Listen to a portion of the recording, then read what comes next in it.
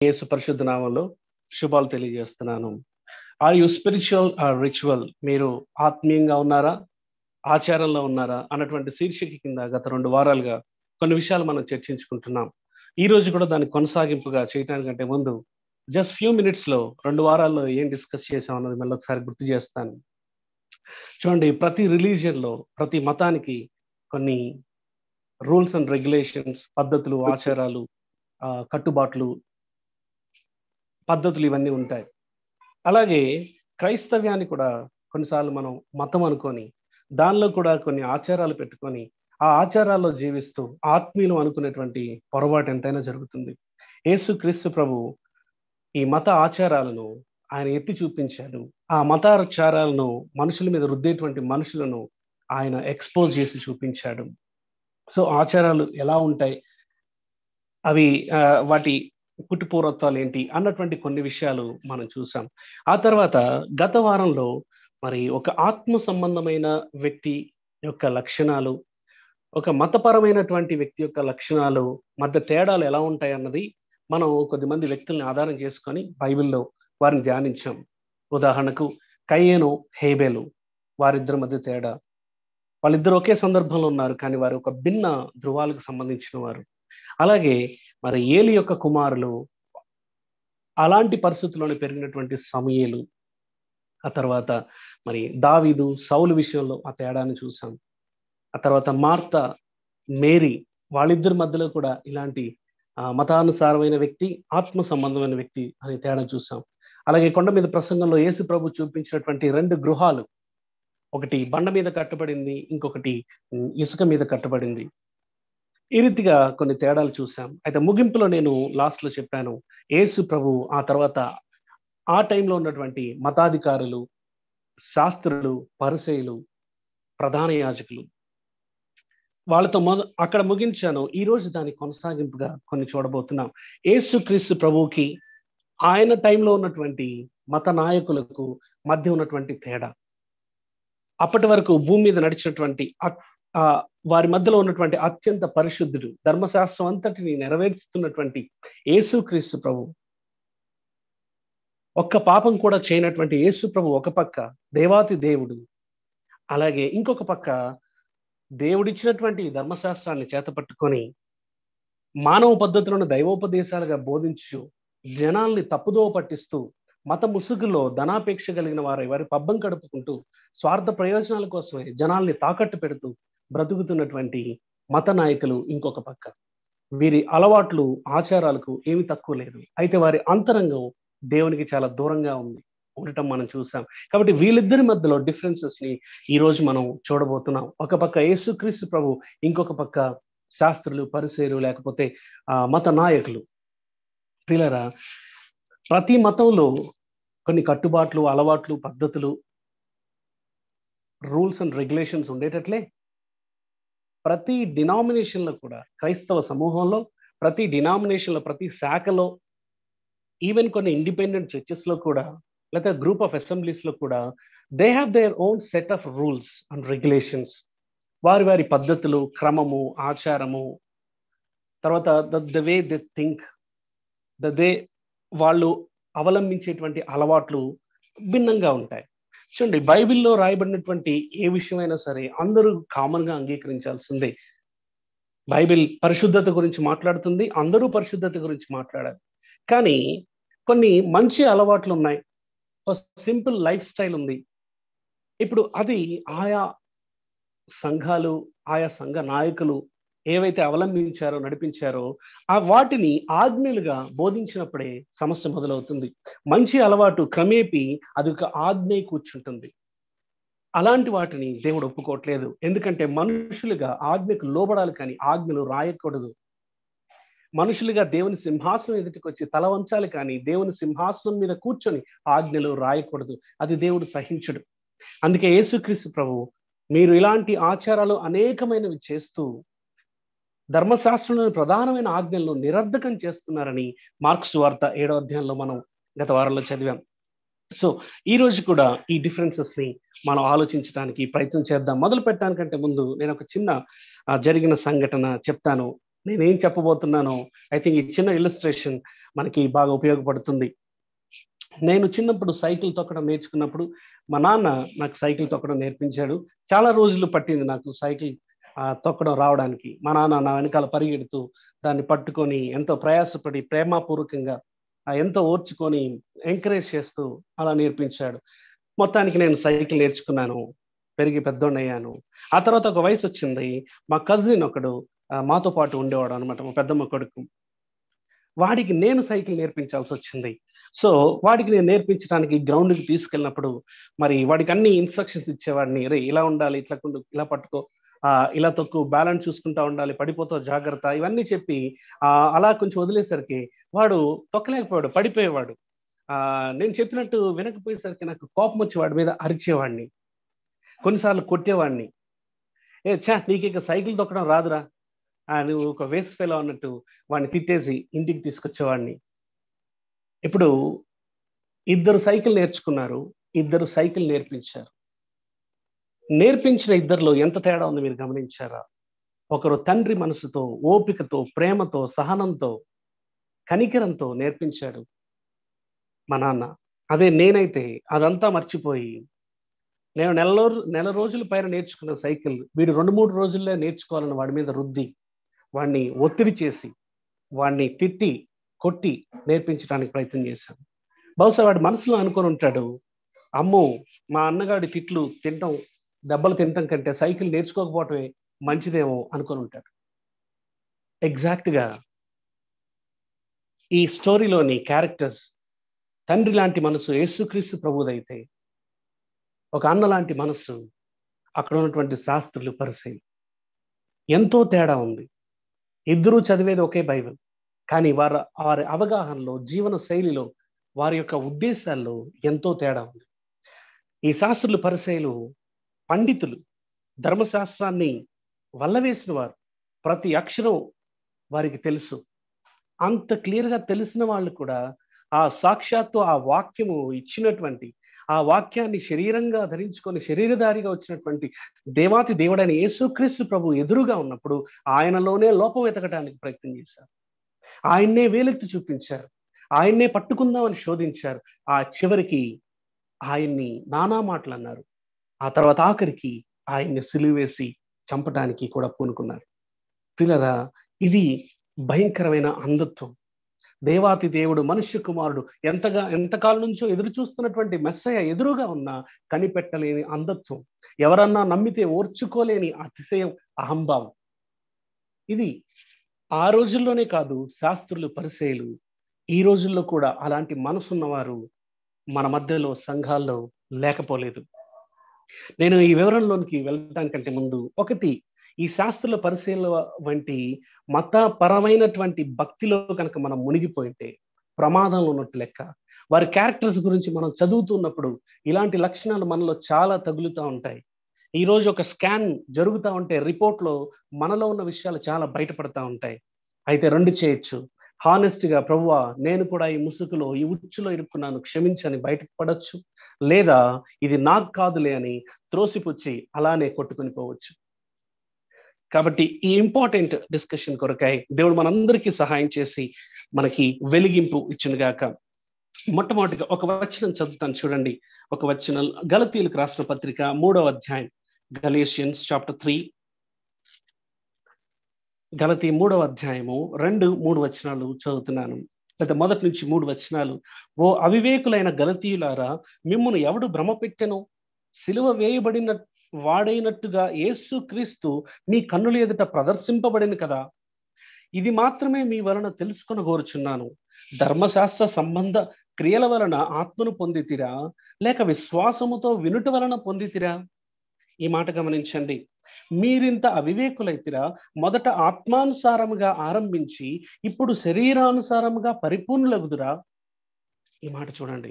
ఆత్మానుసారంగా ఆరంభించి శరీరానుసారంగా పరిపూర్ణులవటానికి ప్రయత్నం చేస్తున్నారంట. ఎవరు? గలతీయులు.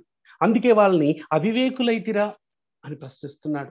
మనలో కూడా కొద్దిమందిమి ఆత్మానుసారంగా ఆరంభించాం, తిరిగి జన్మించాం, యేసునందు విశ్వాసం ఉంచి ఆత్మీయ జీవితాన్ని ఆరంభించి ఆ తర్వాత పరిపూర్ణులు అవటానికి ఆత్మానుసారంగా కొనసాగకుండా శరీరానుసారంగా పరిపూర్ణులు అవటానికి ప్రయత్నం చేస్తున్నాం. అంటే విశ్వాసం ద్వారా కాకుండా, దేవుని మీద ఆధారపడటం కాకుండా, మన యాక్టివిటీస్ ద్వారా, మన పెర్ఫార్మెన్స్ ద్వారా, మనకున్న డ్యూటీస్ ద్వారా, అంటే రిలీజియస్ యాక్టివిటీస్ ద్వారా పరిపూర్ణత, పర్ఫెక్షన్ కోసం పోరాటం చేయటమే మతం అనే ముసుగులో ఇరుక్కోవటం, చిక్కుకోవటం.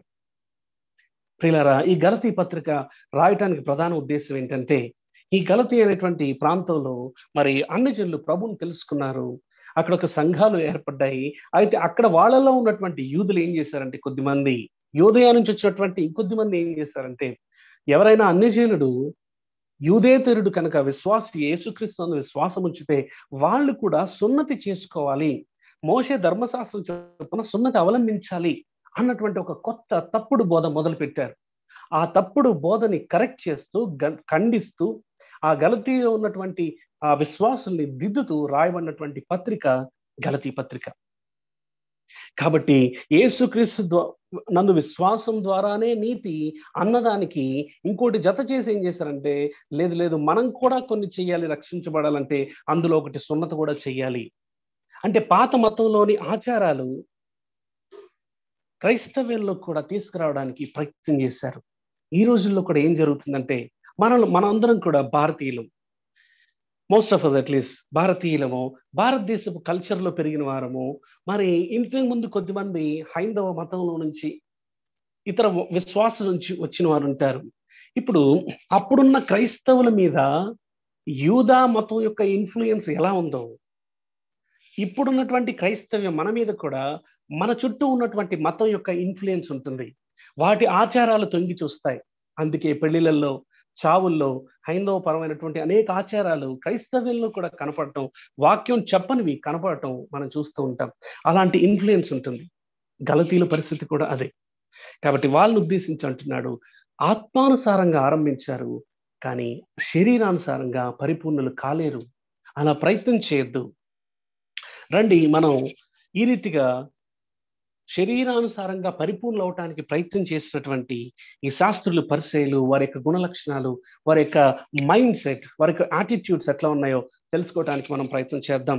మొదటిగా యేసుక్రీస్తు ప్రభు వీళ్ళకి ఒక ప్రధానమైనటువంటి తేడా నేను గత వారం చూపించింది ఏంటంటే, యేసు ప్రభు 30 సంవత్సరాల వయసు ఉన్నప్పుడు ఈ బాప్తిసం వచ్చి యోహాను చేత బాప్తిసం సాక్ష్యం పొంది నీటి నుంచి బయటికి వచ్చి ప్రార్థన చేయించుండగా ఆకాశం తెరవబడి పరిశుద్ధాత్మ పావురం ఆకారంతో తన మీదకి వచ్చినప్పుడు ఆకాశం నుంచి ఒక శబ్దం వినపడింది. నీవు నా ప్రియకుమారుడు, నీ యందు నేను ఆనందించుచున్నాను. లూకాసు వార్త 3వ అధ్యాయం 21, 22 వచనాల్లో ఆ మాట కనపడుతుంది. మీరు తెరిచి మీ బైబిల్ తెరిచి చదువుతారా?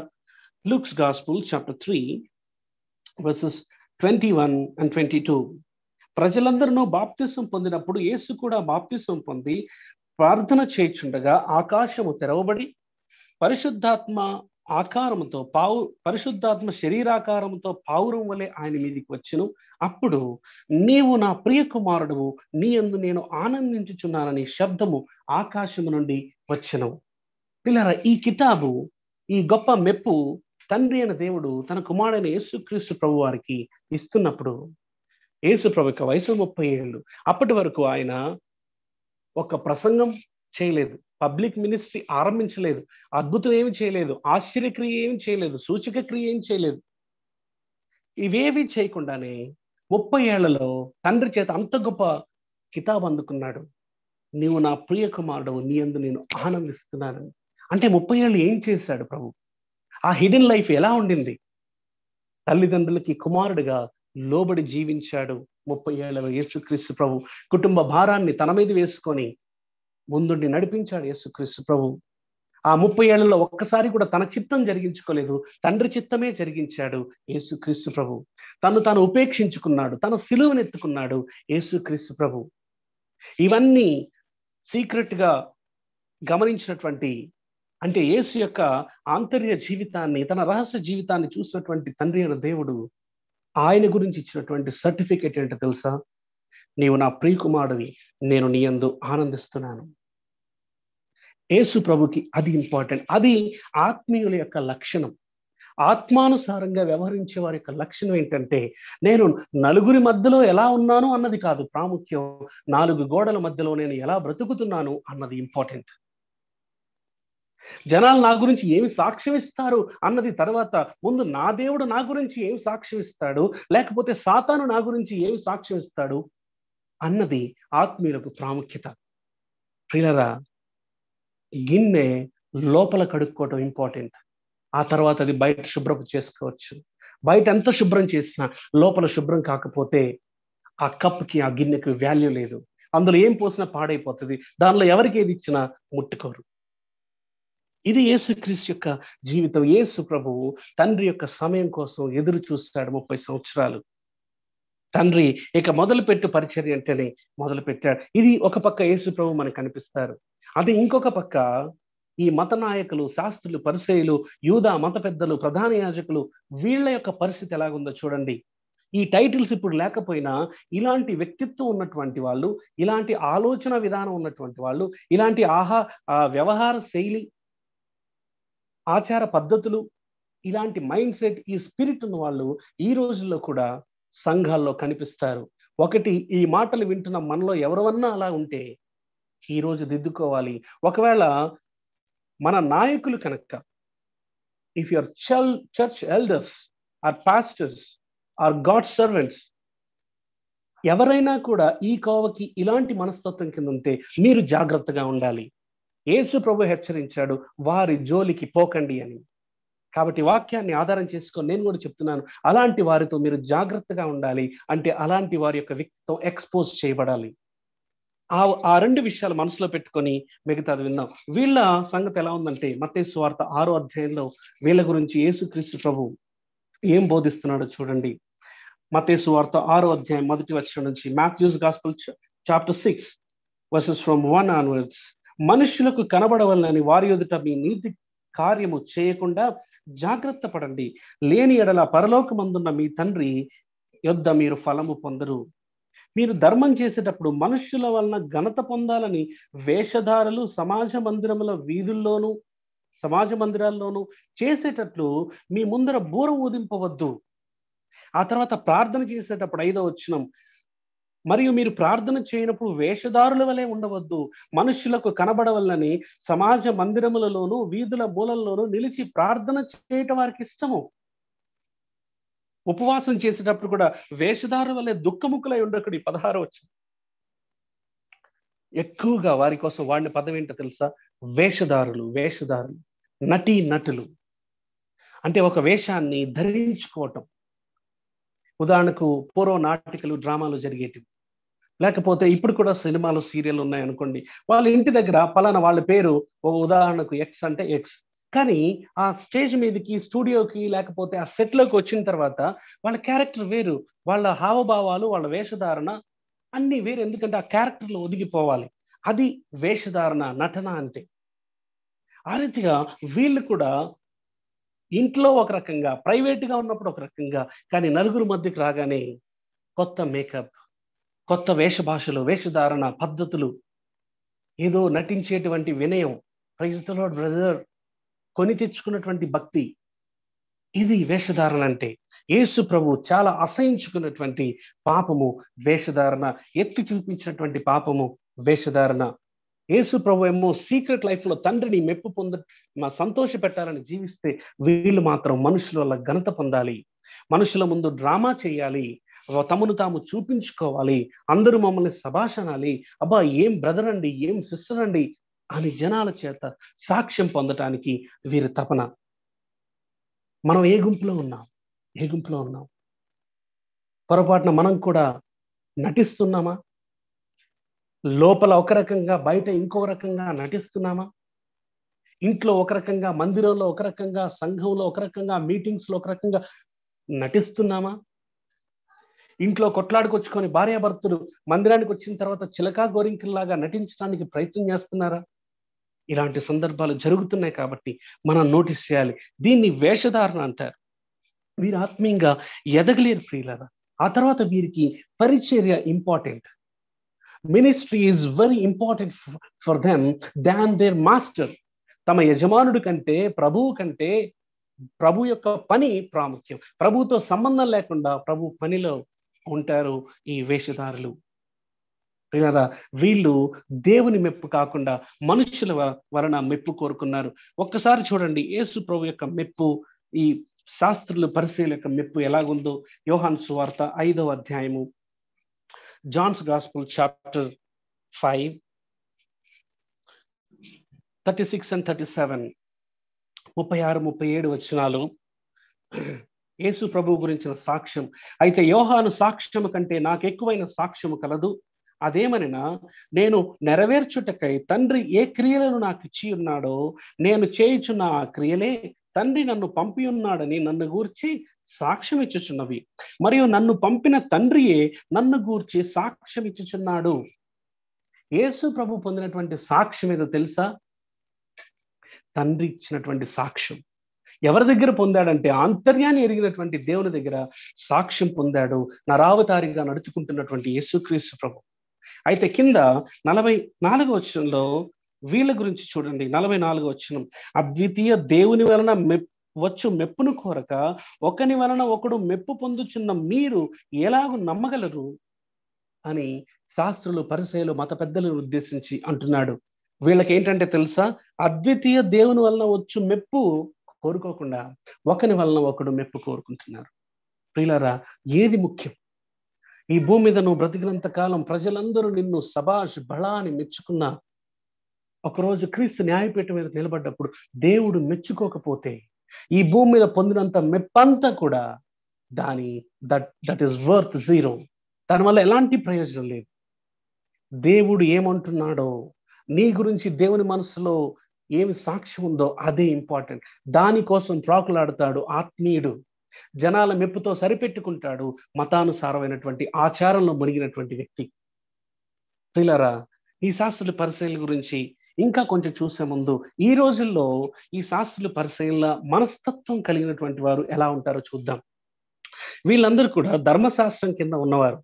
ఇప్పుడు మనం క్రైస్తవులుగా మనం ఎవరం కూడా ధర్మశాస్త్రం కింద లేము. We are not subjected to the law. యేసుక్రీస్తు ప్రభు నూతన నిబంధన చేసిన తర్వాత పాత నిబంధన అనేది ఉడికిపోయింది, అది అంతరించిపోయింది అనాలి. ఈ మాట చెప్తే మీకు కొంచెం నమ్మటానికి ఇబ్బందిగా ఉంటుందేమో. ఒక వచనం చూపిస్తాను. హెబ్రీయులకు రాసిన పత్రిక 8వ అధ్యాయం. హెబ్రీయులకు రాసిన పత్రిక 8వ అధ్యాయము. ఇక్కడ పాత నిబంధన కొత్త నిబంధనకు మధ్య పోలిక తేడా చూపిస్తూ ఇలా అంటున్నాడు. చూడండి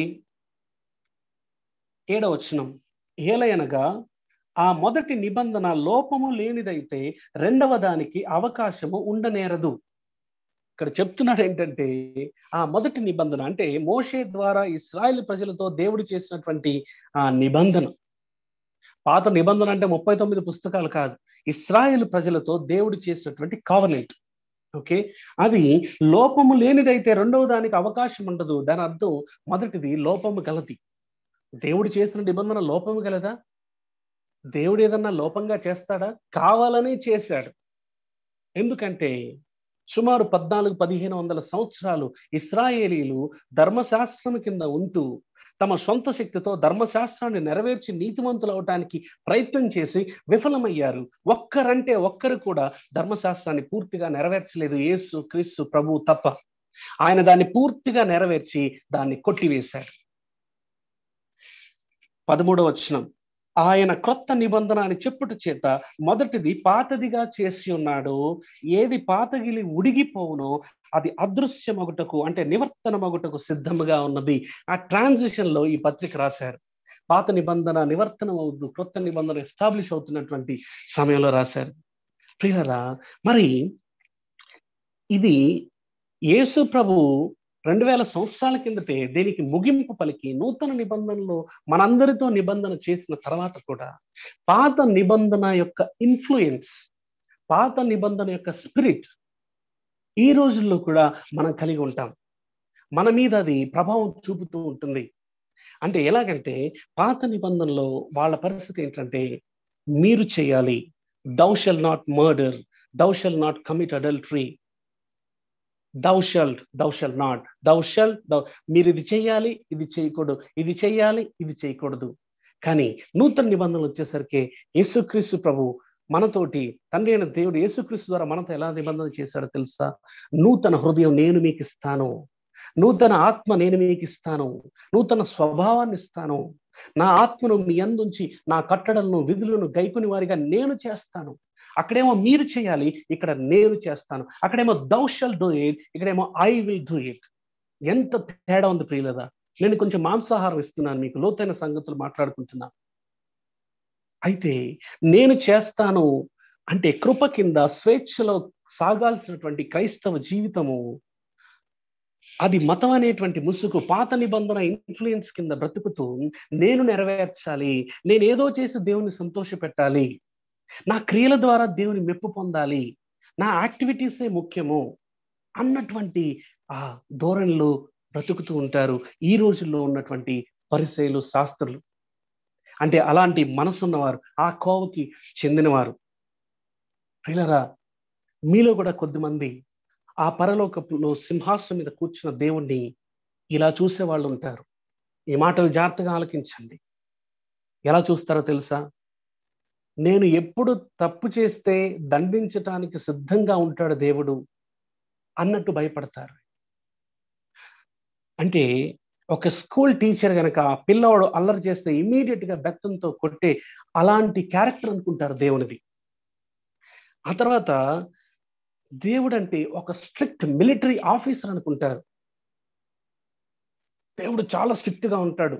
ఒక పని చేయమంటే చేయమని, లేదంటే వెంటనే దండిస్తాడు, పనిష్మెంట్ ఇస్తాడు. ఇంకొకటి గుర్తు చేస్తాడు, ఇంకొద్ది మంది ఎలా అనుకుంటారంటే దేవుణ్ణి ఎప్పుడు తప్పు చేస్తే దొరికించుకొని ఫైన్ వేద్దామా అని రోడ్డు మూలలో నిలిచినటువంటి ట్రాఫిక్ కానిస్టేబుల్ లాగా చూస్తారు దేవుణ్ణి. ప్రియులారా, ఇది దేవుని గురించినటువంటి పూర్తి తప్పు అవగాహన. యేసుక్రీస్తు ప్రభు రానంత వరకు ధర్మశాస్త్రం కింద ఉన్నటువంటి ప్రజలు దేవుణ్ణి ఇలానే చూశారు. కానీ యేసుక్రీస్తు ప్రభు వచ్చిన తర్వాత తండ్రి రొమ్మునున్నటువంటి అద్వితీయ కుమారుడు ఇప్పుడు తండ్రి క్యారెక్టర్ ని బయలుపరిచాడు. దేవుడు ఎలా ఆలోచిస్తాడో, దేవుడు ఎలా మాట్లాడతాడో, దేవుని మనసు ఎలా ఉంటుందో, దేవుడు ఎలా క్షమిస్తాడో, దేవుడు ఎలా ప్రోత్సహిస్తాడో, దేవుడు ఎలా ప్రేమిస్తున్నాడో, ఎంత ప్రేమిస్తున్నాడు అన్నది యేసుక్రీస్తు ప్రభు బోధలోను జీవితంలోనూ మనకి చూపించాడు. ఇప్పుడు ఎవరైతే పాత నిబంధనల అంటే స్పిరిట్ లో ఒక మిలిటరీ ఆఫీసర్ గానో, ఒక స్ట్రిక్ట్ పోలీస్ ఆఫీసర్ గానో, కానిస్టేబుల్ గానో, టీచర్ గానో, హెడ్ మాస్టర్ గా చూస్తూ ఉంటారే, వాళ్ళు తమ జీవితాల్లో అలానే బిహేవ్ చేస్తూ ఉంటారు. కనికర ఉండదు. చాలా ఎస్ అంటే ఎస్, నో అంటే నో, స్ట్రిక్ట్ అన్నమాట. చిన్న పిల్లల దగ్గర కూడా పెద్ద పెద్ద విషయాలు డిమాండ్ చేస్తారు. కనికర ఉండదు. ఇక్కడ వింటున్న మీలో కూడా ఇలాంటి కోవకి చెందిన వాళ్ళు ఉంటారు అని నేను బలంగా నమ్ముతున్నాను. ప్రియులారా, మనం అలా ఉండటానికి వీల్లేదు. యేసుక్రీస్తు ప్రభు, సాక్షాత్తు దేవుని స్వరూపమైన యేసుక్రీస్తు ప్రభు ఎలా జీవించారు, ఆయన హావభావాలు ఎలా ఉండేవి, ఆయన మాట తీరు ఎలా ఉండేది, ఆయన చిరునవ్వు ఎలా ఉండేది. ప్రియులారా, ఐ థింక్ గత సంవత్సరం అనుకుంటా నేను ఒక పాట రాయటం జరిగింది. ఆ పాట రాసినప్పుడు ఒక చరణంలో నీ చిరునవ్వు, నీ దయగల మాట అనేటువంటి ఒక చరణంలో ఒక పదం వాడితే ఒక బ్రదర్ ఇలా అడిగాడు, అన్న యేసుక్రీస్తు ప్రభు చిరునవ్వు అని రాశారు మీరు పాటలో, యేసు ప్రభు నవ్వినట్టు ఎక్కడన్నా ఉందా బైబిల్లో అని అడిగాడు. యేసు ప్రభు నవ్వినట్టు అంటే ఏంటి? ఇప్పుడు దీనికి నేను ఒక వర్స్ చూపించాలా? యేసు ప్రభు నవ్వలేదా? ప్రియులారా, ఒక్కసారి ఆలోచించండి. అతని మనసులో యేసు ప్రభు పట్ల ఎలాంటి అవగాహన ఉందో. యేసు ప్రభు చంటి బిడ్డలను తీసుకొని ఒళ్ళో కూర్చోపెట్టుకొని బోధ చేసేటప్పుడు వాళ్ళని చూసి నవ్వుండడా? తన శిష్యులతో సరదాగా గడిపుండడా? వారి అమ్మగారితో యేసు ప్రభు తన తల్లి అయిన మరియతో మాట్లాడేటప్పుడు ఎలా మాట్లాడుంటాడు? పిల్లల్ని ఎత్తుకొని ఆశీర్వదించేటప్పుడు ఆయన ముఖంలో చిరునవ్వు ఉండదా? దీనికి ఒక వర్స్ చూపించాలా? అంటే యేసుక్రీస్తు ప్రభు నవ్వడేమో అన్నటువంటి భావన కొద్ది మందిలో ఉందని నాకు అప్పుడు అర్థమైంది. ఎంత మిస్అండర్స్టాండింగ్ కదా! ఈరోజు క్రైస్తవులుగా మనము దేవుణ్ణి సరిగా అర్థం చేసుకోకుండా ఎప్పుడు మన దగ్గర నుంచి ఏదో డిమాండ్ చేసే వ్యక్తిగానే చూస్తూ ఉంటాం. తప్పు చేస్తే వెంటనే దండించేటువంటి వ్యక్తులుగానే చూస్తాం. కానీ మన కోసం అమాంతంగా ప్రేమించి తన కుమారుని సైతము సిలువ ఎక్కించడానికి ముందుకొచ్చిన త్యాగశీలి, ప్రేమామయుడు, దీర్ఘశాంతం కలిగిన వాడు, మన లోటుపాట్లు అర్థం చేసుకునేవాడని మనం గ్రహించలేకపోతున్నాం. కారణం మనం ఆత్మీయతలో ఎదగలేకపోవటం. కారణం మనం ఇంకా మతం అనే ముసుగులో, పాత నిబంధన ఇన్ఫ్లుయెన్స్ లో, ధర్మశాస్త్రం కింద కట్టుబాట్లలో, ఆచార వ్యవహారాల్లో బతికేయటం. ఈ రోజు వాటిని తెంచుకుందాం ప్రియులారా. ఈ రోజుల్లో ఫారసిస్, ఆ మైండ్ సెట్ ఉన్న వ్యక్తులు కానీ, విశ్వాసులు కానీ, లీడర్స్ కానీ ఎలా ఉంటారు కొన్ని నేను చెప్తాను. మీరు ఈ విషయాలు గూగుల్ కూడా చేయొచ్చు. దీన్ని ఏమంటారంటే లీగలిజం అంటారు. ఫారసిజం ఆర్ లీగలిజం అంటారు. దానికి తెలుగు పదం యాక్చువల్గా ఏంటో తెలియదు, కానీ లీగలిజం అంటే వాళ్ళకి అక్షరమే ముఖ్యం, వ్యక్తులు ముఖ్యం కాదు. వాళ్ళకి ఆచారాలు, ఆజ్ఞలే ముఖ్యం, కానీ వ్యక్తులు కాదు. ఆ విషయాలు కొంత ముందు చూపిస్తాను మీకు. అయితే ఈ రోజుల్లో వాళ్ళు ఎవరంటే, పరిసయ్యుల స్వభావం ఎలా ఉంటుందంటే, they think they are the best believers on the earth. ఈ భూమి మీద వాళ్ళే శ్రేష్టమైన విశ్వాసులని అనుకుంటారు. వాళ్ళలాగా లేకపోతే వాళ్ళ కోవకి చెందని వాళ్ళు మరెవరైనా సరే సెకండ్ గ్రేడ్ సిటిజన్స్ లాగా, సెకండ్ గ్రేడ్ బిలీవర్స్ అని అనుకుంటారు. వాళ్ళని చిన్న చూపు చూస్తారు. తర్వాత ఈ ఫారసిజం అనేటువంటి ఆ ఇన్ఫ్లుయెన్స్ కింద ఉన్న వాళ్ళు చాలా ప్రమాదం. ఈ లక్షణాలు క్రిటికల్ గా ఉంటారు, జడ్జిమెంటల్ గా ఉంటారు. ప్రతి దానికి ప్రతి వ్యక్తిని తీర్పు తీరుస్తారు. ఏ వ్యక్తిని చూసినా వెనకాల తీర్పు జరుగుతూ ఉంటుంది. తమను తాము తీర్పు తీర్చుకోరు, దేవుడు చెప్పిన పని చేయరు, కానీ ఇతరుల్ని తీర్పు తీరుస్తూ ఉంటారు. వాళ్ళు వేసుకునే బట్టలను బట్టి తీర్పు తీరుస్తారు. వాళ్ళు దూకునే హెయిర్ స్టైల్ని బట్టి తీర్పు తీరుస్తారు. వాళ్ళు వాడే వాహనాలను బట్టి తీర్పు తీరుస్తారు. వాళ్ళ ఇళ్లలో వాడే టీవీ స్క్రీన్ బట్టి కూడా తీర్పు తీరుస్తారు. ఒక అంచనాకు వస్తారు, వీళ్ళు ఆత్మీయులు కాదు, వీళ్ళు పలానా లేకపోతే జారిపోయిన వారు, వీళ్ళంతా ఎదగలేదు. వారు వెళ్ళే సంఘాన్ని బట్టి తీర్పు తీరుస్తారు. మనకు కూడా ఈ జబ్బులు ఉన్నాయేమో చూసుకుందాం ప్రియులారా. వాళ్ళు ప్రార్థన చేసే పద్ధతిని బట్టి తీర్పు తీరుస్తారు. ఇంకొద్ది మంది మహానుభావులు అయితే ఎదుటి వాళ్ళు చదివే బైబిల్ వర్షన్ ని బట్టి కూడా తీర్పు తీరుస్తారు. If they read a different version than you follow, you start judging them. What kind of Christianity this is? ఇది ఎలాంటి భక్తి?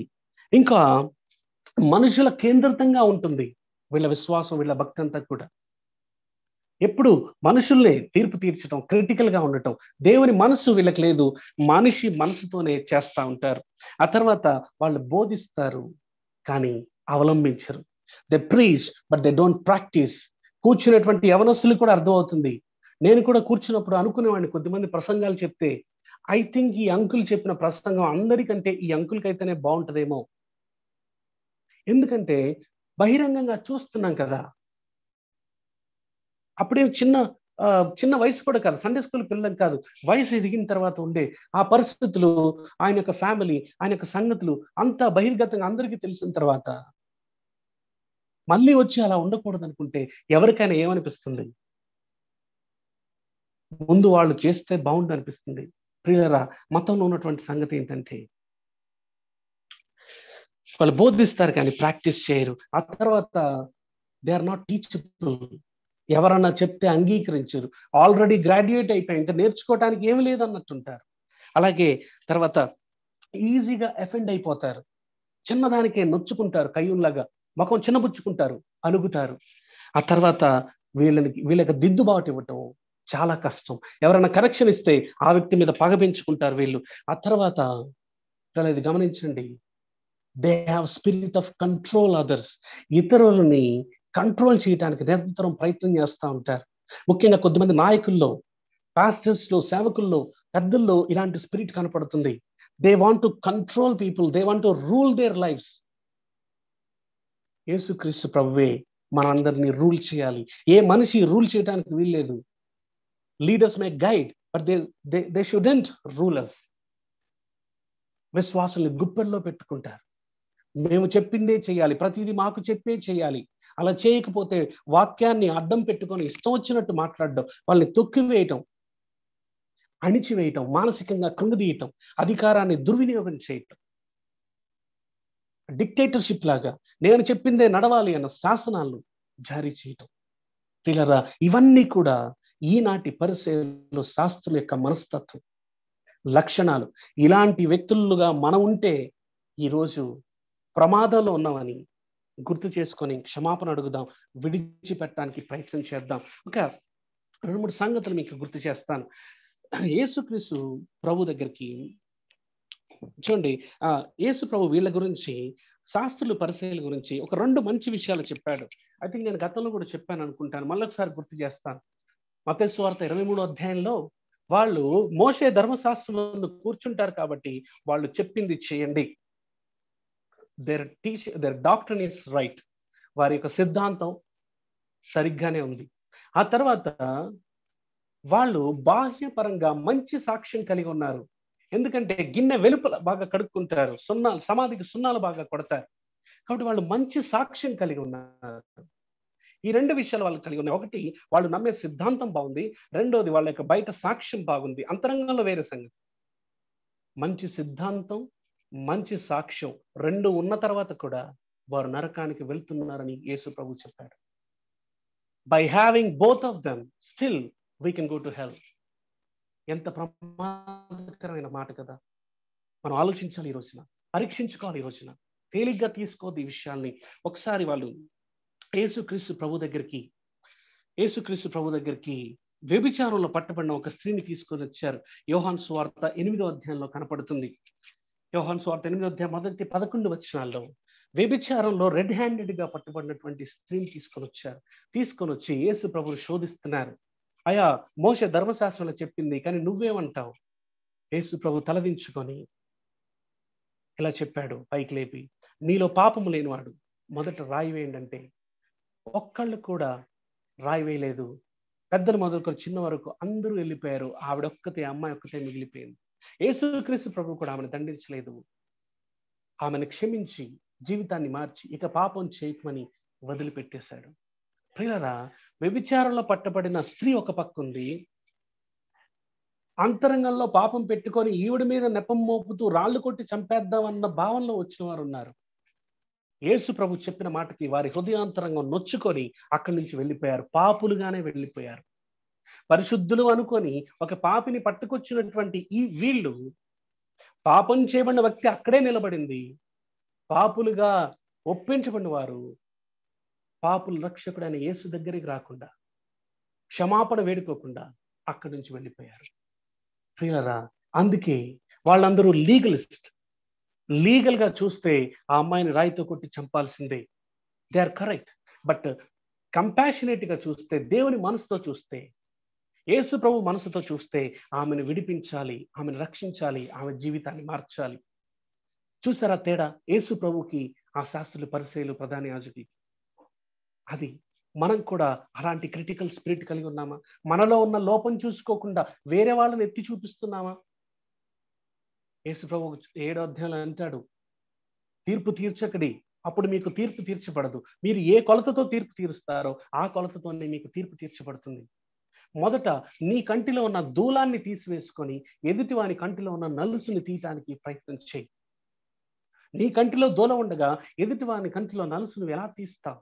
అయ్యో, ఈ రోజుల్లో మనం చాలా మంది మన అంతరంగ జీవితాన్ని చూసుకోకుండా, మన కుటుంబ జీవితాన్ని చూసుకోకుండా, పాపంపై పోరాట విషయంలో మనం ఓటమిని చూసుకోకుండా, మన నటనా జీవితాన్ని చూసుకోకుండా ఎదుటి వ్యక్తులను వేలెత్తి చూపిస్తూ, ఎదుటి వ్యక్తులను నీచంగా మాట్లాడుతూ ఎదుటి వ్యక్తులకు తీర్పు తీరుస్తున్నావా? కళ్ళల్లో దూలాలు పెట్టుకొని ఎదుటివాడి జీవితంలో ఏదో చిన్న విషయాన్ని హైలైట్ చేసి చూపిస్తున్నామా? మనము అందరికంటే ఎక్కువ పశ్చాత్తాపడి ఈరోజు ప్రభు పాదాలు పట్టుకోవాలి. మనం దూలాలు ఎక్కువైపోయి వి బికమ్ బ్లైండ్. అందుకే యేసు ప్రభు అందులారా అని పిలిచాడు వీరని.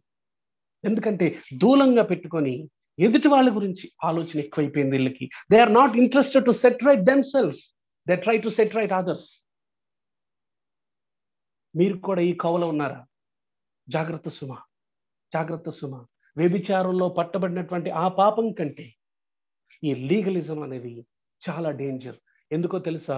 వ్యభిచారంలో పట్టబడిన స్త్రీ ఆ రోజు క్షమించబడింది. కానీ ఆ మతంలో కొట్టుకుపోయిన వారు దేవుని దగ్గరికి రాకుండా అలానే నరకానికి వెళ్ళిపోయి ఉంటారు. ఇదొక సందర్భం. ఇంకొక సందర్భం మీకు గుర్తు చేస్తాను. ఇంకొక సందర్భం ఏంటంటే లూకా సువార్త 13వ అధ్యాయం లూకా సువార్త 13వ అధ్యాయంలో 18 సంవత్సరాల నుంచి బలహీనపరుచు దెయ్యం పట్టినటువంటి ఒక స్త్రీ ఉంటుంది ఇక్కడ. ఆమెను యేసుక్రీస్తు ప్రభు విశ్రాంతి దినాన స్వస్థపరుస్తారు. విశ్రాంతి దినాన్ని ఎందుకు స్వస్థపరిచావు అని పెద్ద తగాదా పెట్టుకుంటారు అక్కడ ఉన్నటువంటి సమాజ మందిపు అధికారులు, పరిసయ్యులు, శాస్త్రులు. యేసు ప్రభు వాళ్ళని ఏమంటున్నాడంటే 15వ వచనం, అందుకు ప్రభువు 13:15 లూకా, వేషధారులారా, మీలో ప్రతివాడును విశ్రాంతి దినమున తన ఎద్దునైనను గాడిదనైనను గాడి యొద్ద నుండి విప్పి తోలికొని పోయి నీళ్లు పెట్టును కదా. ఇదిగో 18 ఏళ్ల నుండి సాతాను బంధించిన అబ్రహాము కుమార్తె అయిన ఈమెను విశ్రాంతి దినమున ఈ కట్ల నుండి విడిపింపదగదా అని వాళ్ళతో చెప్పాడు. ఆ మాటలు విని వాళ్ళందరూ సిగ్గుపడ్డారు. అంటే వీళ్ళకి వాళ్ళ ఇంట్లో ఉన్నటువంటి గేదెలు, గాడిదలు ఇంపార్టెంట్, వాటిని విడిపించి నీళ్లు పట్టిస్తారు. కానీ 18 సంవత్సరాల నుంచి బాధపడుతూ, యాతన పడుతూ, బయటికి రాలేక కట్టబడి ఉన్న ఈ స్త్రీని యేసు ప్రభు విడుదల చేస్తే వీళ్ళు మాత్రం హట్ అయిపోయారు. ఎందుకంటే వాళ్ళ ఇంట్లో మనిషి కాదు కదా. అదే అతని భార్యనో, అతని తల్లిలో, అతని కుమార్తె అయితే అలా చేయరు. పొరుగువాని భార్య, లేకపోతే పొరుగు వ్యక్తి కాబట్టి ఎందుకు అలా చేశావు, ఆమెకు విడుదల పొందకూడదు. ప్రియులరా, ఎంత ఘోరమైన మనస్తత్వం ఇది, ఎంత ఘోరమైన మనస్తత్వం. ఈ రోజు కూడా ఇలాంటి వాళ్ళు కనపడతారు. వాళ్ళు చేసే రూల్స్ అన్నీ వేరే వాళ్ళకి, కానీ తమ దగ్గరికి వచ్చేసరికి పర్లేదు అనుకుంటారు.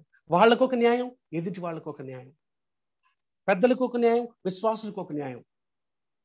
విశ్వాసులు పిల్లలు ఎవరన్నా పెళ్లి వయసు వస్తే వాళ్ళకి చెప్పే మాటలు ఎలా ఉంటాయి తెలుసా? పైన విషయాలు చూడొద్దమ్మా, అందం అది చూడొద్దు, అబ్బాయి ఉద్యోగం ఇవన్నీ కాదు, ఆత్మీయత ఇంపార్టెంట్, మిగతావన్నీ సెకండరీ అసలు, ఇలా చెప్తారు. వాళ్ళ పిల్లల విషయానికి వచ్చేసరికి అన్నీ చూసుకుంటారు, అన్ని లెక్కలు బాగా వేసుకుంటారు, అన్ని ఓకే అయితే వెళ్తారు. వేషధారణ, నటన, తమకు ఒక న్యాయం, పొరుగు వాడికి ఒక న్యాయం. ప్రియులారా, ఇలాంటి వారు అప్పుడు ఉన్నారు, ఇప్పుడు ఉన్నారు. ఇలాంటి వారు అప్పుడు యేసుక్రీస్తు ప్రభుకి హెడ్ఏక్ గా ఉన్నారు. ఈ రోజుకి క్రీస్తు సంఘములో ఇలాంటి వారు హెడ్ఏక్ గా ఉన్నారు.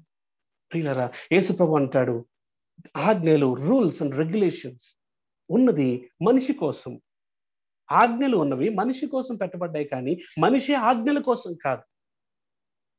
మనిషి ఇంపార్టెంట్. అందుకే ఆయన కనికరం చూపించాడు. ఒక సందర్భంలో, నేను బలిని కోరట్లేదు కానీ కనికరమనే కోరుచున్నాను అన్న ఆ వాక్య భావం ఏంటో మీరు కనుక్కొని రండి అంటాడు మత్తయి సువార్త 9వ అధ్యాయంలో. కనికరం ఇంపార్టెంట్. ఈ పరిసర శాస్త్రుల యొక్క ప్రధాన సమస్య ఏంటంటే కనికరం ఉండదు, కంపాషన్ ఉండదు. వాళ్ళకి రూలే ముఖ్యం. ఒక పాలిచ్చేటువంటి తల్లి అలా మందిరంలో కూర్చున్నప్పుడు ఆ పాప చిన్నగా ఏడ్చింది అనుకోండి, అదొక పెద్ద ఇష్యూ అయిపోద్ది అక్కడ ఉన్నటువంటి కొద్ది మందికి. అరే పసికందు, తనకేం తెలుసు, ఎత్తుకొని బయటికి వెళ్ళాలంటే కొంచెం టైం పట్టుద్ది. ఆయన కూడా అందరూ తిరిగి చూస్తారు, కొంచెం కూడా కామన్ సెన్స్ లేకుండా. అందరి ముందు ఎంబారస్ అవుతుంది ఆ పిల్ల తల్లి. కనికరం లేదు. పైగా అక్కడి నుంచి చెప్తారు, పిల్లలు అలరి చేయొద్దు, బల్లగుద్ది చెప్తా ఉంటాడు ఇంకొక అతను. ప్రియులారా, ఇది యేసు యొక్క మనసు కాదు, ఇది ఆత్మీయత కానే కాదండి. ఇక ముగింపులో కొన్ని విషయాలు చూడండి. మత్తయి సువార్త 23వ అధ్యాయము. ఇక్కడ వీళ్ళ క్యారెక్టరిస్టిక్స్ కొన్ని ఉన్నాయి, మనం చదువుతుంటే అవి అర్థమవుతూ ఉంటాయి. ఇలాంటి వారు మనలో కనిపిస్తారు, మనమే అలాంటి వారిగా ఉండుంటాము, లేకపోతే కొద్దిమంది మన చుట్టూ కనపడతా ఉంటారు. వాళ్ళకి విముఖుడవై ఉండు తిమోతి అని పౌలు తన పత్రికలో రాస్తాడు. అంత్య దినాల్లో అపాయకరమైన సమయాలు వస్తున్నాయి. పైకి భక్తి వేషం వేసుకొని దాని శక్తిని ఆశ్రయించిన వారు ఉంటారు. తిమోతి, జాగ్రత్త అని చెప్తాడు. అదే మాటను ఈరోజు మీ అందరికీ ప్రేమపూర్వకంగా నేను గుర్తు చేస్తున్నాను. అలాంటి వారికి విముఖుడవై ఉండండి. 23వ అధ్యాయము మత్తయి సువార్త. పరిసయ్యుల శాస్త్రుల యొక్క లక్షణాలను యేసు ప్రభు ఎక్స్పోజ్ చేసినటువంటి చాప్టర్ ఇది. ఈ పూర్తి చాప్టర్ వీళ్ళ కోసమే. కొన్ని చదువుతాను, జాగ్రత్తగా గమనించండి, మనకి టైం అయిపోతుంది. క్లోజ్ గా మీరు ఫాలో అవ్వండి. అప్పుడు యేసు జనసమూహములతోనూ తన శిష్యులతోనూ ఇట్లనెను, శాస్త్రులను పరిసయ్యులను మోషే పీఠమందు కూర్చుండి వారు గనుక వారు మీతో చెప్పిన వాటి అన్నిటినీ అనుసరించి గైకొనండి, అయినను వారి క్రియల చొప్పున చేయకండి, ఎందుకంటే వారు చెప్పుదురే కానీ చెయ్యరు. నేను ఇందాక చెప్పాను కదా, ఈ రోజుల్లో కూడా ఇలాంటి వారు లేరా? కోకొల్లలు, చెప్పేది ఒకటి, చేసేది ఒకటి. జీవితంలో ఏది అన్వయించుకోకుండా, లోబడకుండా ఇతరులు అలా ఉండాలని రుద్దుతూ ఉంటారు. చాలా డేంజర్, చాలా డేంజర్. ఇది మొదటిది. కానీ యేసుక్రీస్తు ప్రభు గురించి చూస్తే కనుక ఆయన ఏది చేశాడో అది బోధించాడు. He lived and he preached. He practised and preached. He preached what he already practised. ఇదొకటి. తర్వాత 4వ వచనం, మోయ శక్యము కాని భారమైన బరువులు కట్టి మనుషుల భుజముల మీద వారు పెట్టుదురే కాని తమ వ్రేలితోనైనను వాటిని కుదింపనొల్లరు. మోయలేనన్ని భారాలు జనాల మీద మోపుతారు. ఈ రూలు, ఆ రూలు, ఇలా ఉండాలి, అలా, ఇది చేయకూడదు, అది చెయ్యాలి, ఇది ముట్టొద్దు, అది ముట్టుకోకూడదు, ఇవి తినొద్దు, ఇవి తినాలి, సారీ, ఇవన్నీ జనాల మీద రుద్దుతారు. కానీ వాళ్ళన్నీ చేసుకుంటారు. ఇవన్నీ వాళ్ళు మోయశక్యం కాని బరువులు మోపి చిటికెన వేలుతో కూడా వారికి, ఎదుటి వారికి సహాయపడరు. ప్రియులారా, ఈ రోజుల్లో సంఘానికి వచ్చినటువంటి విశ్వాసికి మన బోధ ద్వారా తన కట్ల నుంచి విడుదల కలుగజేయాలి, తన బంధకాల నుంచి విమోచన కలుగజేయాలి, తన చెరలోంచి విడుదల ఇప్పించాలి. అది యేసు చేసిన పరిచర్య. అలాంటి పరిచర్య మానేసి రూల్ మీద రూలు, మానవ పద్ధతి మీద పద్ధతి, ఆచారం మీద ఆచారం, ముడి మీద ముడి, ముడి మీద ముడి, ముడి మీద ముడి, ఆల్రెడీ భారంతో వచ్చిన వ్యక్తి మీద ఇంకా భారం మోపి వెళ్తారు. కానీ ఆ భారం నుంచి ఎలా బయటపడాలో చిన్న సలహా ఇవ్వరు. ఎందుకంటే వీళ్ళకే తెలియదు. చిటికెన వేలుతో కూడా సహాయం చేయలేదు. మోయశక్యం కాని బరువులంట. అయితే యేసు ప్రభు ఏం చేశాడు? యేసు ప్రభు ఏం చేశాడు ఒకసారి చూస్తారా? ఆయన లూకాసు వార్త 3వ అధ్యాయం 18వ వచనం, లూకాసు వార్త 3వ అధ్యాయము 18వ వచనంలో యేసు ప్రభు పరిచర్య ఎలా ఉందో చూడండి. ప్రభు ఆత్మ నా మీద ఉన్నది, బీదలకు సువార్త ప్రకటించుటకై ఆయన నన్ను అభిషేకించును, చెరలోనున్న వారికి విడుదల, గుడ్డి వారికి చూపు ప్రకటించుటకును, నలిగిన వారిని విడిపించుటకును, ప్రభు హితవత్సరం ప్రకటించుటకు ఆయన నన్ను పంపి ఉన్నాడు. ప్రియులారా, నలిగిరిన వారిని విడిపించాలని, చెరలో ఉన్న వారికి విడుదల ఇవ్వాలని, గుడ్డి వారికి చూపు దయచేయాలని, ఆత్మీయ నేత్రాలు వెలిగించే పరిచర్య యేసు ప్రభు చేస్తే, పరిశీలేమో భారం మీద భారం, ముడి మీద ముడి, పద్ధతి మీద పద్ధతి, ఆచారం మీద ఆచారం కట్టి బంధించేస్తున్నారు, స్వేచ్ఛ లేకుండా చేస్తున్నారంట. సరే, ఇంకా ముందుకెళ్దాం. 5వ వచనం, మనుషులకు కనబడు నిమిత్తము తమ పనులన్నీ చేయుదురు, తమ రక్ష రేకులు వెడల్పుగాను తమ చెంగులు పెద్దవిగాను చేస్తారు. వీళ్ళకంతా స్టేజ్ కావాలి, మనుషులు కావాలి, హడావుడి కావాలి. ఇంట్లో ప్రార్థన చేయమంటే 5-10 నిమిషాలు కూడా సాగదు.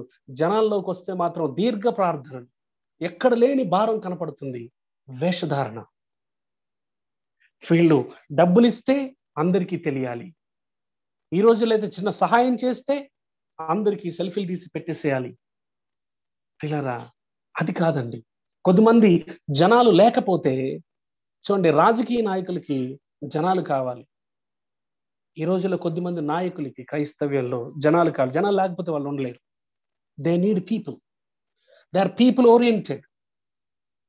ఓకే, ఇంకొంచెం ముందుకు వెళ్దాం. ఆ తర్వాత 6వ వచనం, విందులలో అగ్రస్థానములను సమాజ మందిరములలో అగ్రపీఠాలను కోరుతున్నారంటండి. వీళ్ళు అగ్రపీఠాలను కోరుతున్నారు. అందరు ప్రియమినెంట్ ప్లేసెస్ అందరికీ కనబడేటట్టు ఉంచుకోవాలి. యేసుక్రీస్తు ప్రభు అయితే ఒకసారి ఆయన చేసిన అద్భుతాలు చూసి ఆయన రాజును చేద్దామని అందరూ ప్రయత్నం చేస్తుంటే యేసు ప్రభు మెల్లిగా అక్కడి నుంచి తప్పించుకొని ఒంటరిగా కొండ మీదకి వెళ్తాడు. ఆయన రాజు అవటానికి అవకాశం ఉన్న రాజుగా చేయబడలేదు. ఇష్టం లేదు ఆయనకి. అంతగా ఆయన తగ్గించుకుంటే వీళ్ళు మాత్రం అందరి ముందు కనపడాలి, హడావుడి చేయాలి. పైకేమో ఎంతో దీనులుగా ఉన్నట్టు. ఒక సందర్భం చెప్తాను. రీసెంట్గా నేను ఒక మ్యారేజ్ అటెండ్ అయితే పెళ్లి కుమార్తెను తీసుకొని వస్తారు కదా. తీసుకొచ్చేటప్పుడు అమ్మాయి తల్లిదండ్రులు చాలా ఆశపడ్డారు. అమ్మాయిని అందరి ముందు తమ కుమార్తెని, పెళ్లి కుమారుడు దగ్గరికి తీసుకొని రావాలని.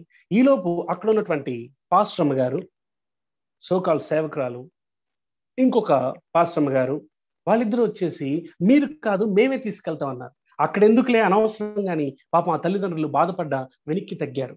వీళ్ళందరి ముందు తీసుకొని వచ్చారు. వాళ్ళు నడుస్తున్నప్పుడు కూడా నేను చూశాను, ఏదో అది పైకి కప్పుకున్నటువంటి వినయం. కానీ ఇంటెన్షన్ ఏంటంటే అందరికీ కనబడాలని, అదొక పద్ధతి అంట. ప్రియులరా, ఎగ్జిబిషనిజం, షో అప్, ఇలాంటివి ఇమీడియట్ గా మనం కత్తిరించుకోవాల్సిన అవసరం ఉంది. అలాంటి వాళ్ళని ఎట్టి పరిస్థితుల్లో ఎంటర్టైన్ చేయకూడదు. ఒకవేళ ఆ తండ్రి స్థానంలో నేనుండి నా కుమార్తె అయితే కనుక ముఖం మీదే చెప్పుండేవాడిని రెస్పెక్ట్ఫుల్ గా, సిస్టర్ దయచేసి నేను నా భార్య తీసుకొని వెళ్తామండి అని. కానీ ఆ పెద్దాయన అలా చెప్పలేకపోయారు. అలాంటి వాళ్ళని ఎంటర్టైన్ చేయకూడదు. ఓకే, 6వ వచనం అయిపోయింది. 7వ వచనం, సంత వీధులలో వందనములను మనుషుల చేత బోధకులను పిలువబడుటయు కోరతారు. చూసారా, ఎప్పుడు వీళ్ళ భక్తంతా జనాల ముందే. 13వ వచనం, అయ్యో వేషధారులైన శాస్త్రులారా, పరిసయ్యులారా, మీరు మనుషుల ఎదుట పరలోక రాజ్యమును మోయుదురు, మీరందులో ప్రవేశింపరు, ప్రవేశించు వారిని ప్రవేశింపనివ్వరు. అందుకే నేను అంటున్నాను, వీళ్ళతో చాలా తస్మాత్ జాగ్రత్త. ఇలాంటి మైండ్ సెట్ ఉన్న వాళ్ళతో ఎంత దూరంగా ఉంటే అంత మంచిది. నేను కూడా ఇలాంటి వారితో ఇబ్బంది పడుతున్నప్పుడు యేసు ప్రభు దేవుడు తన వాక్యం ద్వారా మాట్లాడింది ఏంటంటే, వారి జోలికి పోకుడి, వారి జోలికి వెళ్ళొద్దు, వాళ్ళతో దూరంగా ఉండి. తిమోతికి అంటున్నాడు, నువ్వు విముఖుడవై ఉండి వాళ్ళతో తిమోతి. వీళ్ళంట వాళ్ళు ప్రవేశించరు, వేరే వారిని ప్రవేశింపనివ్వరు. ఆ తర్వాత 15 వచనం, అయ్యో వేషధారులైన శాస్త్రులారా, పరిసయ్యులారా, ఒకని మీ మతంలో కలుపుకొనుటకు మీరు సముద్రమును భూమిని చుట్టి వచ్చెదరు. అతడు కలిసినప్పుడు అతని మీకంటే రెండంతలు నరక పాత్రునిగా చేయుదురు. ఇదేం పరిచర్య అండి అసలు? What kind of ministry this is? ఈ రోజుల్లో కూడా people are busy in ministry, so much busy. కుటుంబాన్ని లెక్క చేయకుండా, కుటుంబ జీవితాన్ని తాకట్టు పెట్టి మరి పరిచర్యలో చాలా బిజీగా ఉండేవారు ఉన్నారు వీళ్ళలాగా. కానీ చివరికి ఏం జరిగిందంటే, ఒకరిని కలుపుకున్న తర్వాత రెండంతర నరక పాత్రునిగా చేస్తున్నారు. అందుకు ఇలాంటి వారిగా మనం ఉండకూడదు. ఇలాంటి పరిచర్య మనకు అవసరం లేదు. ఆ తర్వాత కొంచెం ముందుకొద్దాం. 23వ వచనం, అయ్యో వేషధారులైన శాస్త్రులారా, పరిసయ్యులారా, మీరు పుదీనాలోను సోపులోను జీలకర్రలోను 10వ వంతు చెల్లిస్తారు. అయితే ధర్మశాస్త్రములో ప్రధానమైన విషయములను అనగా న్యాయమును, కనికరమును, విశ్వాసమును విడిచిపెట్టితిరి, వాటిని మానక వీటిని చేయవలసి ఉన్నది కదా. పుదీనాలోను, సోంపులోను, జీలకర్రలో 10వ, అంటే they are major on minor things, but minor on major things. ఈ మాట గుర్తుపెట్టుకోండి. చిన్న విషయాల్ని పెద్దదిగా చేస్తారు, పెద్ద విషయాలను చిన్నదిగా చూస్తారు. సోంపులో, పుదీనాలో 10వ భాగం ఇవ్వటం అనేది చిన్న విషయం. ఆ చిన్న విషయంలో వాళ్ళు ఉన్నారు, కానీ కనికరము, ప్రేమ, విశ్వాసాన్ని విడిచిపెట్టారు. దేవుడు కోరుకునేవి పక్కన పెట్టి అనవసరమైన చిన్న చిన్న విషయాల్లో ఎక్కువ ఫోకస్డ్ గా ఉన్నారు. ప్రియులారా, ఈ రోజుల్లో కూడా ఇలాంటి వాళ్ళు కనిపిస్తూ ఉంటారు. చిన్న విషయాల్ని చాలా పెద్దగా భూతద్దంలో పెట్టి హడావుడి చేస్తూ ఉంటారు. ఉదాహరణకి ఈ మధ్యలో ఒక డిస్కషన్ జరిగి వీళ్ళు ఏమంటారంటే, కింద అందులైన మార్గదర్శకులారు 24 వచనం, దోమ లేకుండానట్లుగా వడియ కట్టి ఒంటెను మృంగువారు మీరే. అమ్మో, దోమ ఏమన్నా అడ్డు వస్తుందేమో అని జల్లెడ పట్టి ఒంటెను మాత్రం అవాంతం ఉంగేస్తారంట. అది వీళ్ళ పరిస్థితి. అంటే they are minor on major things, major on minor things. చిన్న విషయాల్లో మాత్రం చాలా పట్టింపుగా ఉంటారు, పెద్ద పెద్ద విషయాలను అసలు పట్టించుకోరు. ఉదాహరణకి ఈ మధ్యలో ఒక డిస్కషన్ జరిగింది ఏంటంటే, జుట్టుకి రంగు వేసుకోవచ్చా? జుట్టుకి రంగేసుకోవటం ఏంటండి అసలు? ఎంత భయంకరమైంది అసలు? అసలు బుద్ధి లేదు. చాలా మంది అసలు సంఘాల్లో రంగులు వేసేసుకుంటున్నారు అని ఒక ఇద్దరు ముగ్గురం కూర్చున్న డిస్కషన్ లో ఈ టాపిక్ నడుస్తుంది. ఒక వ్యక్తి ఇలా మాట్లాడుతున్నాడు. నేను అడిగాను, ఏంటన్న సమస్య ఏంటి? వేసుకుంటే ఏమవుతుంది అంటే, స్పిరిచువాలిటీకి దానికి ఏంటి సంబంధం అని అడిగాను. లేదు అసలు తెల్ల జుట్టు వస్తే ఉంచేసుకోవాలి, దేవుడిచ్చిన తెల్ల జుట్టుని కాదనుకోవటానికి నువ్వెవరు? ఇలా మొదలు పెట్టారనమాట. సరే, టైం లేదు షార్ట్గా చెప్పడానికి. నేను ఒక ప్రశ్న వేశాను అక్కడ.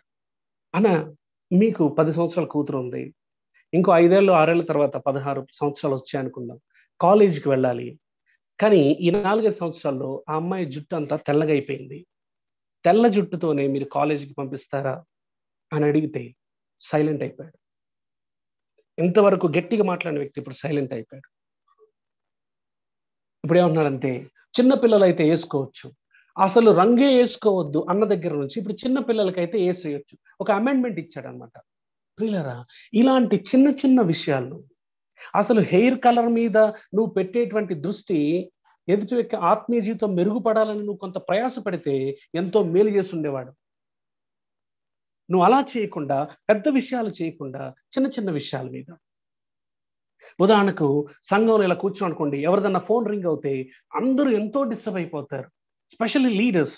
కొంతమంది బాగా భక్తి పరులు అనుకో చాలా డిస్టర్బ్, అందరూ వెనక్కి తిరిగి చూస్తారు, ఇలా అనుకుంటారు. ప్రియులారా, ఇదే వ్యక్తులు పెద్దల్లో వారికి సఖ్యత లేకుండా ఉంటే అది చాలా చిన్న విషయంగా కనపడుతుంది. ఒక సంఘంలో పొరపాటున రింగ్ మోగితే ఏమవుద్దండి? ఏది ప్రాముఖ్యం? ఏది ప్రమాదం? పెద్దల మధ్యలో సఖ్యత లేకుండా సేవకుడికి పెద్దల మధ్యలో గందరగోళం ఉంటూ అవేమీ పట్టించుకోకుండా అవి పక్కన పెట్టి రింగ్ టోన్కి రియాక్ట్ అవుతున్నారే, ఎటు వెళ్తున్నాం మనం? అలాగే ఇంకొని చెప్తారు. ఒక ఒక కుర్రాడు వచ్చాడు అనుకోండి, వాడు కొనక టీ షర్ట్ వేసుకుంటే, వాడు కొంత కొంత హెయిర్ స్టైల్ బాగా ఏదైనా వెరైటీగా చేయించుకుంటే ఇక ప్రసంగాలు వాడికే. ఆ వ్యక్తి ఆత్మ మీద మీకు ఇంపార్టెంటా? లేకపోతే పై వేషధారణ? ముందు లోపల గనక వాడు మారితే పైకి ఆటోమేటిక్‌గా దేవుడు మార్చేస్తాడు ఆ వ్యక్తిని. కానీ ఈరోజు people are interested to talk about their T shirts, their jeans, their hair styles, their clothes. ఇదండి. ఇంకా బోధించడానికి ఏం లేవా? ప్రసంగాలు వీటి గురించా? ఒకసారి ఒక సంఘంలో ఒక వ్యక్తి బోధిస్తున్నాడు. ఒక సహోదరి వచ్చి వెనకాల చైర్‌లో కూర్చుంది, ఒక యవనస్తురాలు. కూర్చుంటే వెంటనే ఈయన ప్రసంగంలోంచి టర్న్ తీసుకొని, ఈ మధ్యలో వృద్ధులు కాకుండా చిన్న పిల్లలు, యవనస్తులు కూడా మందిరాల్లో చైర్‌లోనే కూర్చుంటున్నారు. ఇదసలు ఎక్కడి పద్ధతి? ఈ క్రమం కాదు. వీళ్ళు నేర్చుకోవాలి, బుద్ధి రావాలని ప్రసంగం చేశాడు. తీరా అయిపోయిన తర్వాత చూస్తే ఆ అమ్మాయి నిలబడితే 8 నెలల గర్భవతి. అది ఈయనకు తెలీదు. దేవుని వాక్యాన్ని అబ్యూజ్ చేస్తూ ఇష్టానుసారంగా తమ సొంత ఆలోచనలు బోధించేటువంటి బోధకులు ఈ రోజుల్లో ఎంతో మంది ఉన్నారు. తస్మాత్ జాగ్రత్త వీళ్ళతోటి. ప్రియులారా, కొద్దిమంది అయితే ఇంక టైం లేదు. సో వీళ్ళని యేసు ప్రభు ఏం పిలిచాడో తెలుసా? హిపోక్రైట్స్ అన్నాడు. వేషధారులు, బ్లైండ్, అంధులు, ఫూల్స్, అవివేకులు, సర్పెంట్స్, సర్ప సంతానము, వైపర్స్. సర్ప సంతానమా అని పిలిచారు. నరక శిక్షను ఎలా తప్పించుకుంటారు మీరు? ప్రియులారా, మనలో కూడా ఇలాంటి లక్షణాలు ఉన్నవారు ఎవరైనా ఉన్నారా? ఒకసారి నేను యవనస్తుడిగా ఉన్నప్పుడు, నా వయసు అప్పుడు సుమారు 25 సంవత్సరాలు. నాకంటే జూనియర్ ఒక అబ్బాయి, నేను మా ఊరు వెళ్ళినప్పుడు మా సంఘంలో ఉన్న వ్యక్తి, ముగిస్తున్నాను దీంతోటి, రోడ్డు మీద నాకు కనిపించాడు. కొన్ని రోజుల నుంచి సంఘానికి రావట్లేదు. ఆ అబ్బాయి ఒక పొరపాటు చేశాడు. వేరే అమ్మాయిని ప్రేమించి కొంచెం అది అందరికీ తెలిసిపోయేటట్టు జరిగింది. నేను కూడా అప్పుడు హైదరాబాద్‌లో ఉండేవాడిని. మా ఊరు వెళ్ళాను. ఊరు వెళ్ళిన తర్వాత ఆ అబ్బాయి కనిపించాడు. రోడ్డు మీద కనిపించి ఆగి కాసేపు మాట్లాడాం. "ఏంటబ్బా ఎలా ఉన్నావు? ఏంటి సంగతి? ఈ మధ్యలో నువ్వు కొంచెం గ్యాప్ వచ్చినట్టుంది. మందిరానికి రావట్లేదంట. ఏంటి సంగతి? ఎట్లా ఉంది?" తనే చెప్పాడు. "ఈ మధ్య నేను వెళ్ళట్లేదన్నా, ఇంట్రెస్ట్ లేదన్నాడు." "ఎందుకబ్బా మందిరానికి రావాలి కదా!" అది ఇది అంటే ఇలా తలదించుకున్నాడు. తలదించుకొని పైకి తల ఎత్తి కళ్ళ నిండా నీళ్లు పెట్టుకొని ఒక మాట అన్నాడు. "అన్నా, నేను తెలుసో తెలియకో తప్పు చేశాను. ఆ తప్పు తెలుసుకున్నాను ఇప్పుడు. కానీ మందిరానికి వెళితే ఒక పురుగుని చూసినట్టు చూస్తున్నారన్న. ఒక పెద్ద మోసగాడిని చూసినట్టు చూస్తున్నారు. ఎవ్వరు నాతో మాట్లాడట్లేదు" అని కళ్ళల్లో కళ్ళు పెట్టుకున్నాడు. ప్రియులారా, ఆ రోజు నేను ఒక నిర్ణయం తీసుకున్నాను. నేను చనిపోయే వరకు అలాంటి గుంపులో ఉండకూడదు. ఒక పాడైపోయిన వ్యక్తి సంఘానికి వస్తే అతన్ని ఎలా బాగు చేయాలని ప్రయత్నం చేయాలి సంఘం. అంతేకాని వేలెత్తి చూపించడం కాదు. హాస్పిటల్‌కి ఒక రోగొస్తే ఎందుకు నువ్వు రోగం తెచ్చుకున్నావు అని అతన్ని తిట్టే హాస్పిటల్ కాదు. ఆ రోగాన్ని ఎలా బాగు చేయాలి అన్న ప్రయత్నం చేసేది సంఘం. బాగు చేసేవాడు నాయకుడు. ప్రియులారా, ఇలాంటి గుంపులో మనం ఉంటామా? ఇతరుల్ని వేలెత్తి చూపించి తొక్కేసే పరిచర్య మనకొద్దు. అలాంటి స్వభావం, అలాంటి వ్యవహారం, అలాంటి ఆచారాలు, అలాంటి బుద్ధి మన దరిదాపుల్లో లేకుండా చూసుకుందాం. ఒకవేళ ఇప్పటికీ అలా ఉంటే పశ్చాత్తాపపడదాం. అలాంటి నాయకుల దగ్గర మీరుంటే వాళ్ళతో జాగ్రత్త. తల్ల వంచండి, ప్రార్థన చేద్దాం. తల్ల వంచండి, ప్రార్థన చేద్దాం. పరిశుద్ధుడు అయిన తండ్రి, నమ్మదగిన దేవా, యేసుక్రీస్తు ప్రభువా, నీ పాద సన్నిధికి వస్తున్నాం. చాలా విషయాలు మీరు మాతో మాట్లాడారు. అనేక విషయాలు ఇప్పుడు మా మనసులో ఉన్నాయి. ఎక్కడెక్కడ ఎవరెవరము ఈ పరిశీల శాస్త్రుల యొక్క మనస్తత్వం కింద ఉన్నాం. దేవా, విడిపించండి, మమ్మల్ని కరుణించండి. దేవా, మా దోషాన్ని మన్నించండి. యేసు ప్రభువా, నీ వలే మారుతూ నిన్ను చూస్తూ ఆత్మీయులుగా ఎదగటానికి సహాయం చేయండి. నీలాంటి విశాల హృదయం, నీలాంటి క్షమించే గుణం, నీలాంటి ప్రేమ, సహనం, నీలాంటి తగ్గింపు మాకు కలుగ చేయండి. నీలాంటి కనికరం మాకు దయచేయండి. ఇతరుల్ని అర్థం చేసుకోవటానికి, ఇతరులకి స్పేస్ ఇవ్వటానికి, ఇతరుల్ని ప్రోత్సహించేటట్లు సహాయం చేయండి. ఓ దేవా, ఇతరులకు తీర్పు తీర్చటం, నిందించటం, నేరాలు మోపటం అన్నటువంటి ఈ చెడ్డ అలవాట్ల నుంచి, ఈ దురలవాట్ల నుంచి, ఈ మహా పాపాల నుంచి మమ్మల్ని అందరినీ విడిపించమని విశ్వాసంతో నీ పాదాలు పట్టుకుంటూ మిగిలిన సమయాన్ని దీవించమని యేసు పరిశుద్ధ నామములో అడిగి వేడుకుంటున్నాం తండ్రి. Amen. Amen. God bless you my dear brothers and sisters. Next week కూడా ఈ సబ్జెక్ట్ ని ఇంకొంత ముందుకు తీసుకెళ్ళడానికి ప్రయత్నం చేద్దాం.